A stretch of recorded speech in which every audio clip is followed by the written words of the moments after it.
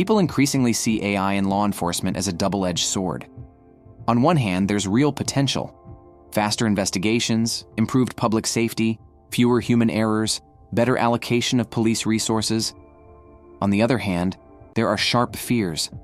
Overreach, privacy invasions, wrongful arrests, surveillance of innocent people, algorithmic bias, erosion of civil liberties.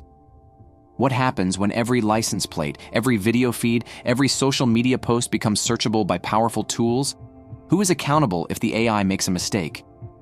These are not theoretical questions. They matter because these systems are already in use. In cities across the United States, law enforcement has adopted AI tools in many shapes. In Seattle, a police sergeant used ChatGPT and Grammarly to compose internal reports and emails. But without a clear departmental policy, there's uncertainty about what's allowed, and prosecutors have refused reports that include AI-generated content, citing worries over accuracy, evidentiary reliability, and privacy. In King County, Washington, the prosecuting attorney's office took action, banning the submission of police narratives that law enforcement created with AI assistance. The concern? Hallucinations, false or invented statements, creeping in. Difficulty tracing what was generated versus what was edited. In one documented case, a report even misplaced an officer who wasn't actually at the scene. And there are examples of facial recognition gone wrong. People being arrested based on matches from poor surveillance images, despite other evidence. Alibis, DNA, eyewitness accounts, pointing the other way. Minority communities often feel the consequences most sharply. License plate readers and automated surveillance networks add another layer. Companies like Flock Safety gather massive amounts of data on vehicle movements. Courts in places like Norfolk, Virginia, have begun questioning whether collecting that location data without warrants amounts to unconstitutional tracking. Then there's writing of reports aided by large language models. When body cam audio is noisy, dispatch recordings imperfect, AI is being used to speed up document drafting. But the promise of faster paperwork brings the risk of omissions, invented detail, or errors that are hard to correct, especially if those reports end up in court without rigorous human review. Biometric privacy lawsuits illustrate how fragile trust can be. Clearview AI, for instance, has faced lawsuits for scraping billions of images off social media without consent. Regulators in several jurisdictions have raised serious concerns about transparency, bias, and consent.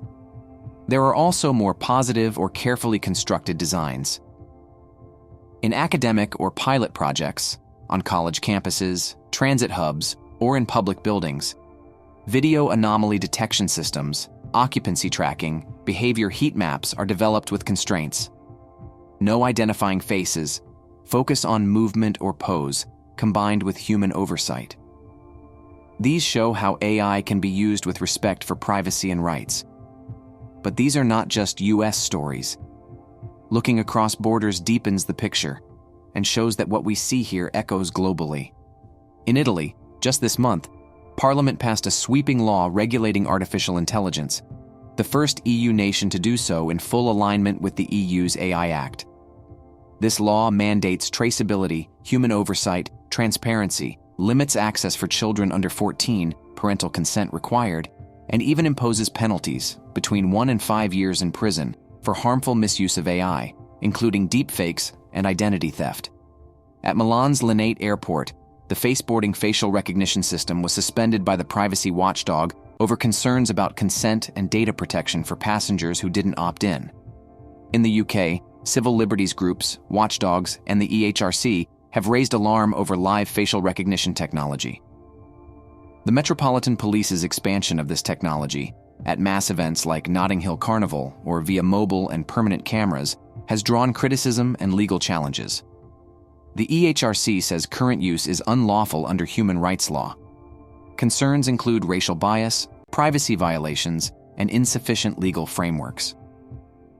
What these stories show is that AI can deliver real benefits, speeding up case handling, reducing backlogs, freeing up police time, improving detection and response. But the flip side is dangerous. Wrongful arrests, privacy loss, biased outcomes, lack of transparency, over-surveillance, chilling effects where people change how they act because they feel watched. So what must we demand if these tools are to be used responsibly? We need human oversight. AI should help, not decide. Systems should be transparent.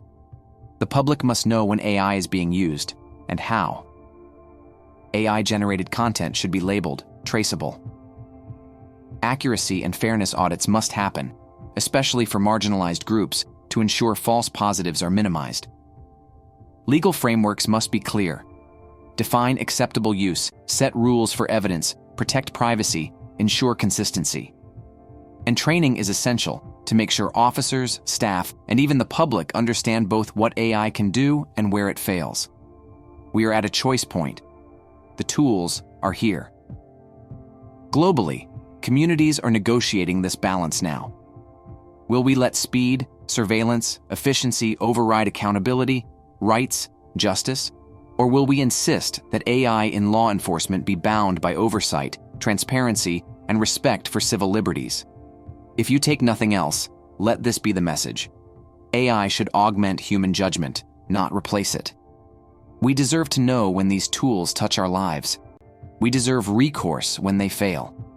We deserve laws, oversight, and standards, not just promises. The future of law enforcement depends on this being more than a technical debate.